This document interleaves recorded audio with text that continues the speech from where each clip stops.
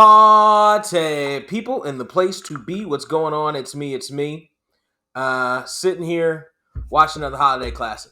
I wasn't trying to necessarily do another holiday classic review and watch another one. Not even holiday classic, just holiday movie review. But I was on Live Me, and just the thought occurred to me to just watch Die Hard because I was talking about other Christmas movies I had reviewed and how they didn't get me in the holiday spirit, and how Lethal Weapon got me more in the holiday spirit than like this Christmas or even Best Man Holiday. And I compared it to Die Hard, and I was like, oh, I've never seen Die Hard. Let me watch Die Hard. So I watched Die Hard, and it's a great movie. It's a great fucking movie. Holy shit! It's the first time I've ever watched Die Hard. It's a great goddamn movie. Carl Winslow, Reginald Vell Johnson. It's basically a love story between Bruce Willis and Reginald Vell Johnson. Is what it really is. It's a love letter to fraternity, to brotherhood, to all that jazz. All they do is talk on the comms, right, over that Hans Gruber can hear, but almost not necessarily in code, but just specifically to each other, even though Hans can hear them, and and Reginald Vell Johnson's on the outside, Carl's on the outside, and Bruce Willis is on the inside, and they're trying to work together in spite of inane cops and the FBI trying to get involved and having to deal with the issue that Hans Gruber can hear every word that he says. It is a great movie, and the tensions are pretty high. Now,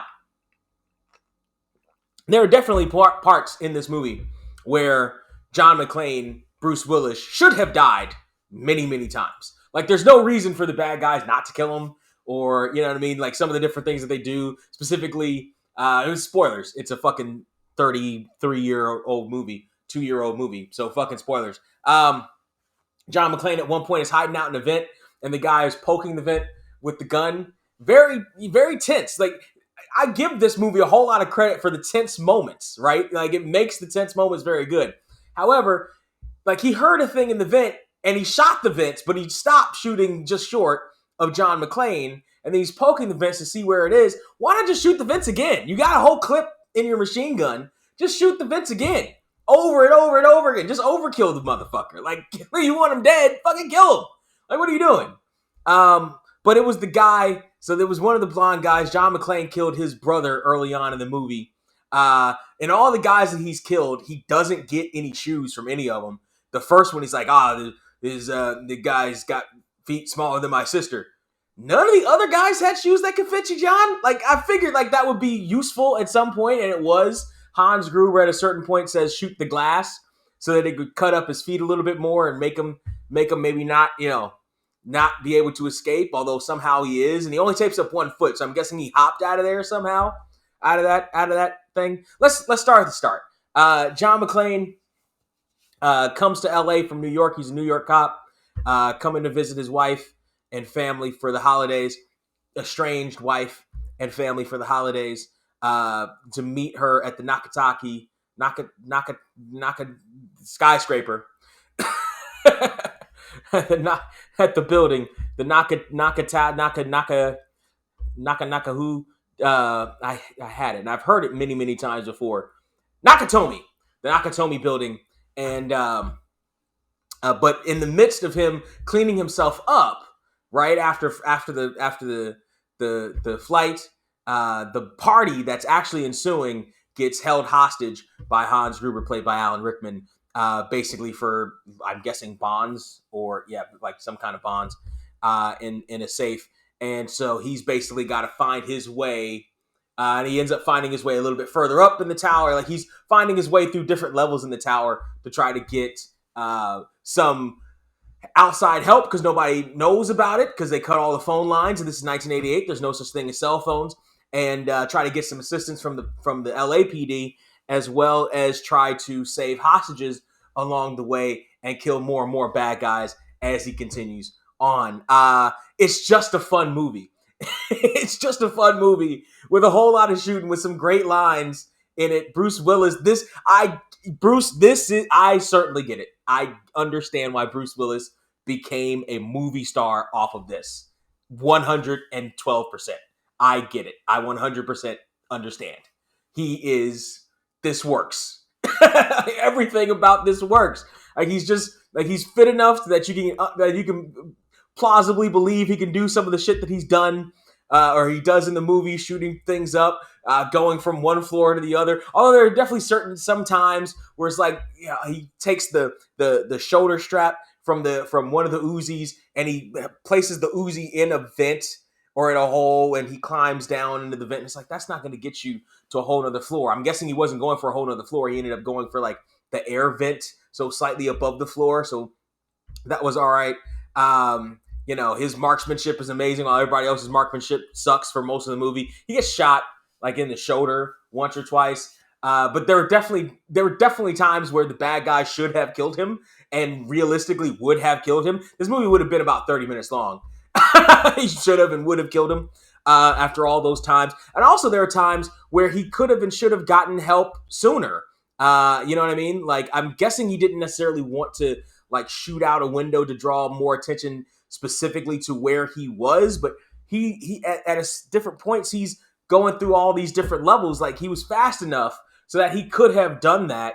He could have like shot out the window. Like, he peers out one of the windows and he sees a chick undressing, because this is a 1980s movie, and every 1980s movie that was rated R and a lot that were rated PG-13 had some tits in it. It's just, welcome to the 80s. All of them, even and especially action movies, they all had it. So he sees a chick getting dressed in another window, the building across the way. There was really no reason why he couldn't have, broken that window and like shot in that general direction to get her attention, to have her call the cops sooner. But whatever. He manages to get a radio from one of the bad guys, and he radios into LAPD, and they call it into Carl Winslow, and Carl Winslow drives around slowly, goes inside. He's like, fuck this, I'm going home. And then Bruce Willis dumps a bad guy out onto his car and shoots the Uzi at Carl Winslow's car, which brings all the other cops in, and none of the other cops know what the fuck they're doing except for Carl Winslow and John McClane. And that's the movie. Carl Winslow's got to fight the bureaucracy outside. John McClane's got to fight everybody on the inside. This is an amazing movie. Is it a Christmas movie? You may ask. Everybody in the world says Die Hard is a Christmas movie. Or most people in the world say Die Hard is a Christmas movie. 50% of the people say Die Hard is a Christmas movie. 50% of the people say Die Hard is a movie that happens at Christmas. It is not quite Shane Black levels of action movie that is still a Christmas movie. Not quite. Shane Black manages to make his movies, because he loves Christmas, and particularly Lethal Weapon, the first one at least, a Christmas movie. It's still a Christmas movie. It still feels like a Christmas movie.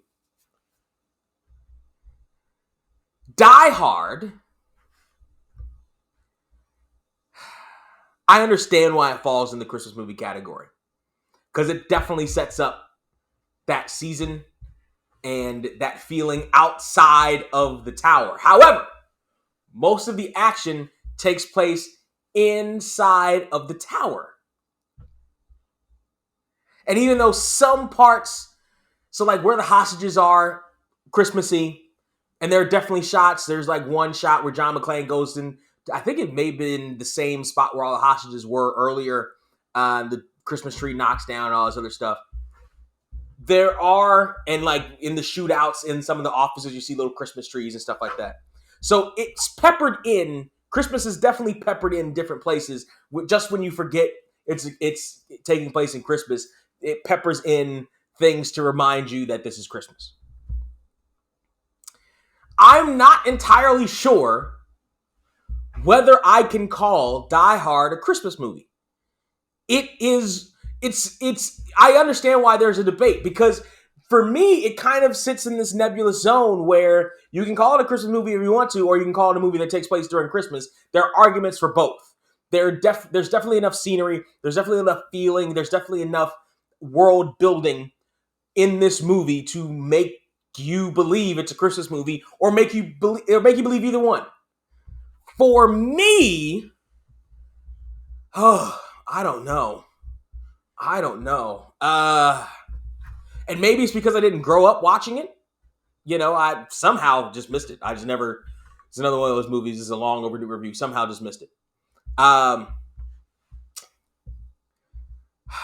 gonna get back to whether it's a Christmas movie or not. I am gonna say one thing that I did love about seeing this is seeing all the people that are in other 80s classics in this movie. The therapist from Lethal Weapon is a newscaster in this movie. Walter Peck, the asshole from the EPA from Ghostbusters, is a reporter in this movie. And guess what? He plays another asshole in this movie. Who'da thunk it? Carl Winslow, also from the Ghostbusters and Family Matters, and he was in something else. Nah, that's that. Those are the big three that I can think of: Die Hard, Family Matters, and Ghostbusters. All playing cops.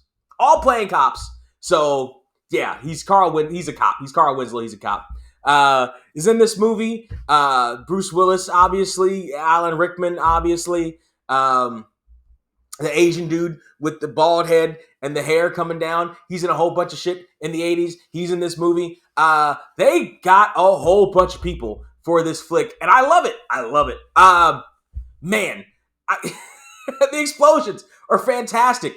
The C4 all over the place. The explosions are very good. The effects really kind of hold up, other than a little like lines around, the little line, almost like green screen lines that are very visible here because it's 1988.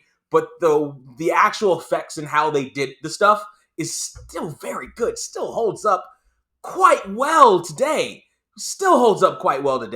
It's interesting that they had Bruce Willis's limo driver is a black guy, and he ends up stopping and knocking out the hacker who's helping the terrorists get their bearer bonds, whatever the hell they're getting. Played by Walker Texas Rangers assistant, the black dude, Clarence something, I think is his name. And he's in this movie too, with a lot more personality than I've ever seen from him. I don't know why every other thing I've ever seen him in, he just plays boring old black guy. But in this one, he's got personality. My mom would have pointed out, oh, they got the black guy, stop the black guy.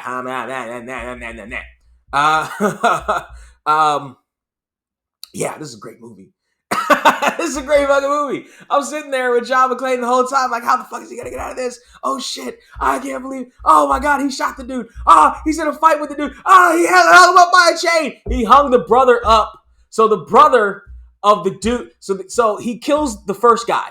His brother then is on the hunt for him and wants to kill him at every turn. Alan Rickman is like, contain him. And then at a certain point, he's just like, fuck it, I'm going to kill him. And then they get into this big fight and they wrestle each other, right? And at a certain point, John McClane wraps a chain around Homeboy's neck that's hanging from the ceiling and then pulls the chain, one of those chains that would lift up a door, pulls the chain and hangs him up by the chain. But somehow, some way, miraculously, he kicks out of that. Somehow, we think he's dead, hanging up by the chain. He's even hanging up by the chain later when people are coming by. He completely lacked oxygen and or broke his fucking neck. However, guess what happens at the end of the movie? Everybody comes out of the building. John McClane is hugging Carl Winslow. Everybody comes out of the building. It's a big, happy ending. Carl Winslow apparently had an accident with a kid at some point, and so he's riding desk duty, and he's not believing in himself. Well, guess what? Here comes the big bad guy, who, after Alan Rickman's already dead, he's looking for revenge on John McClane. He jumps out, with the machine gun, ready to kill Carl Winslow. Pop, pop,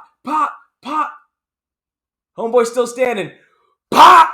Oh, and Homeboy falls all the way down. A classic Shane. I'm shocked that this was not written by Shane Black. That's a classic Shane. That's the Lethal Weapon ending. That's the fucking Lethal Weapon ending. I'm so shocked that this was not written by Shane Black. This could have been written by Shane Black. And that's probably why I'm at this kind of an impasse. Because honestly, this is almost Lethal Weapon. This is almost Lethal Weapon. This came out in 88. When did Lethal Weapon come out? Lethal Weapon 87. So yeah, a year. They definitely could have seen Lethal Weapon and then fixed some stuff in post, particularly that ending. They didn't, not necessarily the whole thing. I'm sure they had, they were filming while Lethal Weapon was out, but that ending could definitely have been the Lethal Weapon ending. Man. Oh, fantastic. So John McClane, his wife is smart as well. She's the second in command of the building after they kill the guy who's in charge of the building because he wouldn't give up the code. She's the one who tries to take charge. Her cokehead, sexual harassing co-worker tries to intervene. He's a salesman, babe. Hey, babe. He's just a stereotype, and he gets shot. He gets shot because he's all high on coke, as well as Coca-Cola. They have Coca-Cola Classic. They have in the cans there. And so she becomes a pawn. John McClane is trying to keep his name quiet. Oh, it's fucking fantastic. You gotta watch this movie. You gotta watch this movie. Die Hard, Lethal Weapon, because it's almost like Lethal Weapon, but Die is only one of them. From oh, so great, it's so good. So good. 15 out of 15. 15 out of 15. It's so good. It's amazing. Oh my God, it's great. It's great. It's fucking fantastic. 15 out of $15, obviously. Is this a Christmas movie?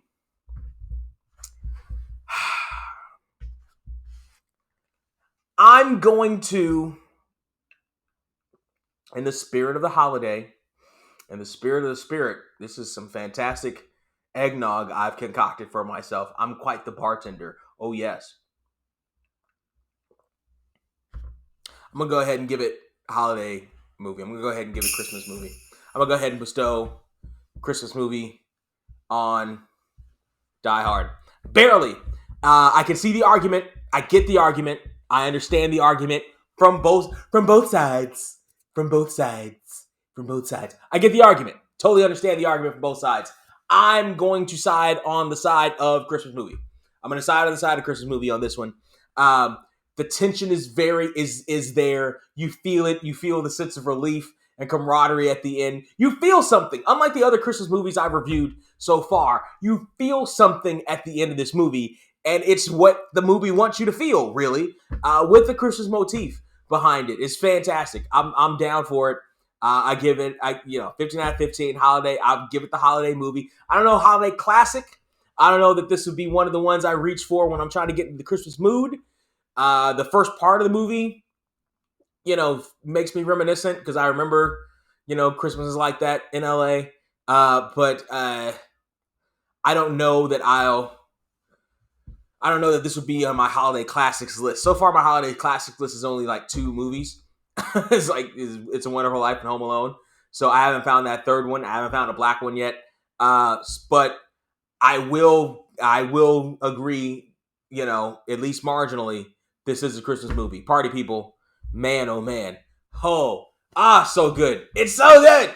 It's so good. I might watch it again. I'm probably going to watch it again. It's a great movie. Party people, tell me what you think down there in the comment section. How wrong am I that Die Hard is a Christmas movie? Tell me, how wrong am I that I don't fervently feel that Die Hard is a Christmas movie even? How wrong am I that this is a 15 out of 15? I'm not. It's 15 out of 15. It is. I get everything. I 100%. It's like when I saw Jurassic Park. I 100% get it. I 100% understand. I get it. Yes, all of it.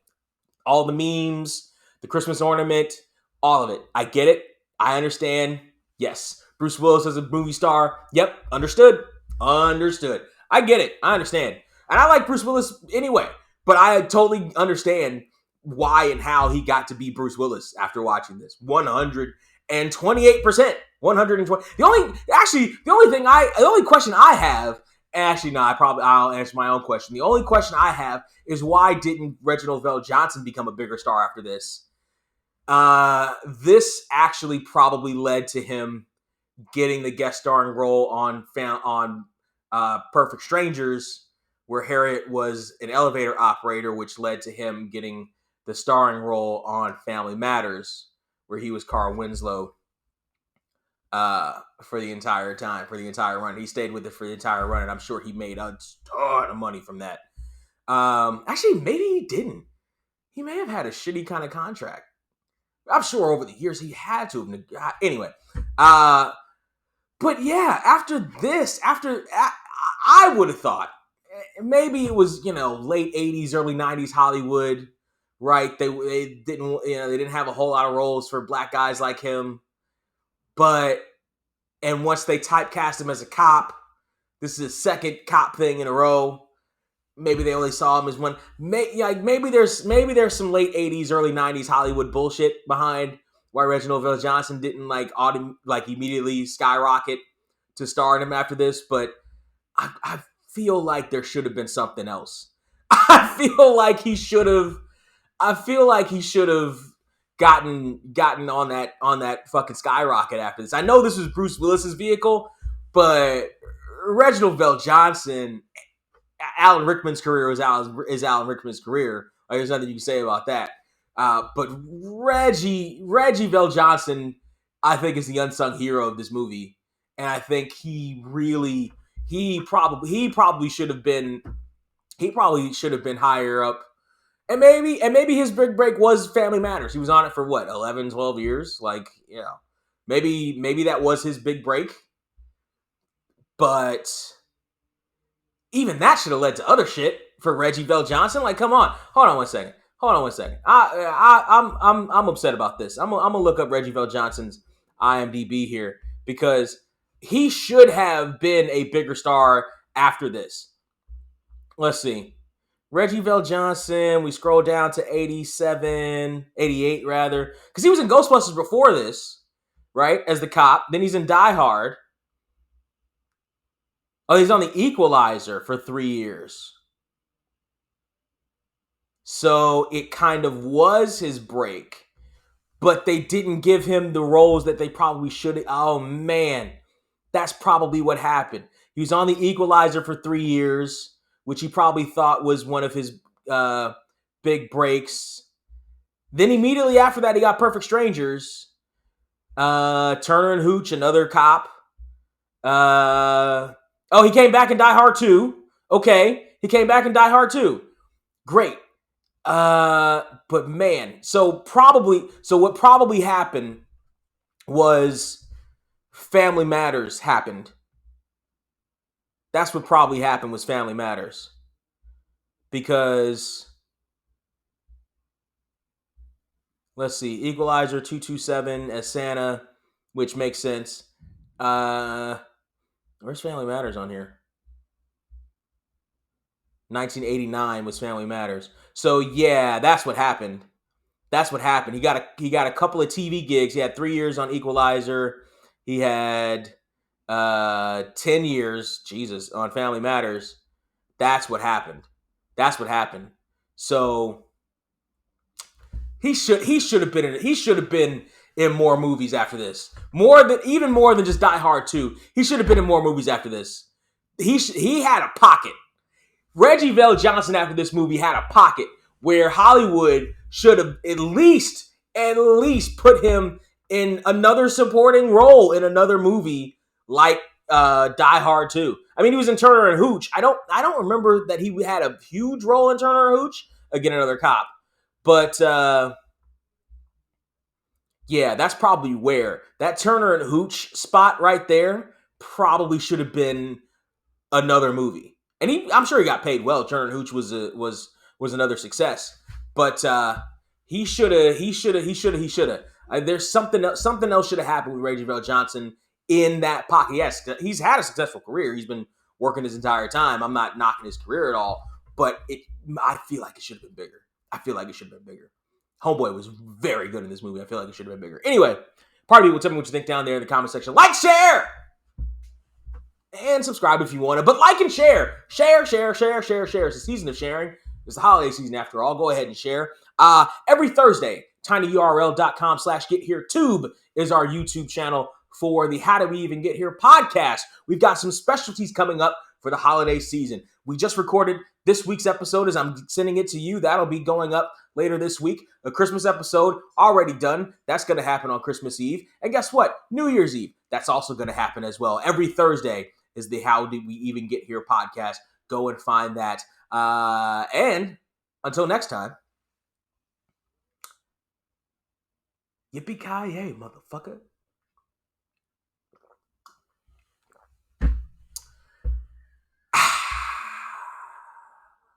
I'm a nice guy, I'm a nice place, with a nice smile on my nice face. Turn your back and I'm making sure my night's straight. And when you're out of town, I'll be making sure your wife's straight.